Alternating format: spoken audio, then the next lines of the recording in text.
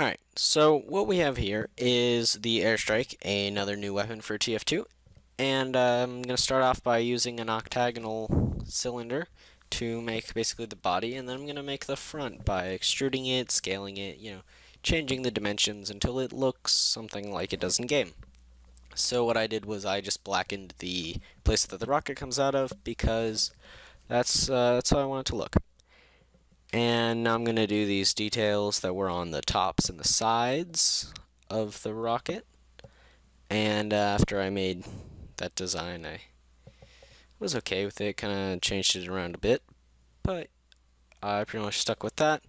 Put the little bolt on there, duplicated it a couple times, and then I realized that that wouldn't work, so I had to duplicate it differently. That's okay.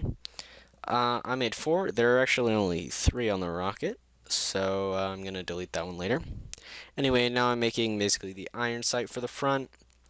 Started off with a rough shape out of blocks, and then I made it into an arch, beveled it, made it rounded, gave the bolts places to be. It took me a while to get the scaling right because I only had one picture or so to look at. I actually had a couple, but I only had one good angle, and I couldn't really tell what size it was. So that's fine.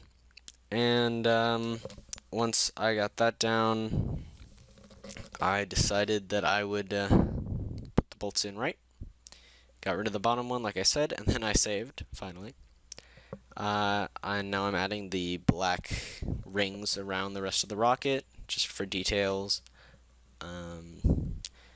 Because, I'm adding the bolts, which are a little bit too high, so I think I might make them smaller again. I'm not sure. So right now what I tried to do was put 2 on each side of the rocket, so then I would have 16, but I realized that was way too much, so then I just put 1 on each, so I only have 8. Alright, next thing is I'm going to make the back, the thing that makes the airstrike, a missile, and not just a regular rocket launcher. So this is the missile detail on there. So I took a cube and I beveled it, and then I extruded inward, made all that line up so that it's properly shaped. Put that in. I had to scale it a bunch of times to get it to fit right, and then I had a little trouble making the connectors.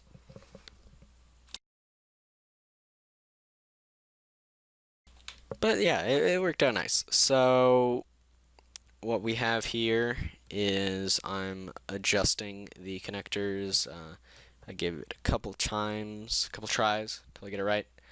But once I have it, I go with that. I gotta change it a couple times, and then I'm gonna take a look at one of my other reference images that I have so that I can start on the handles.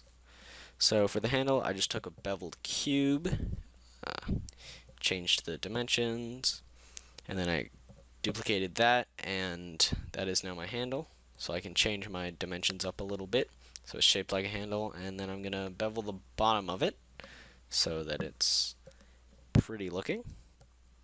At least that's my hope. I had a little trouble seeing where the bottom of the bevel was, but that's okay.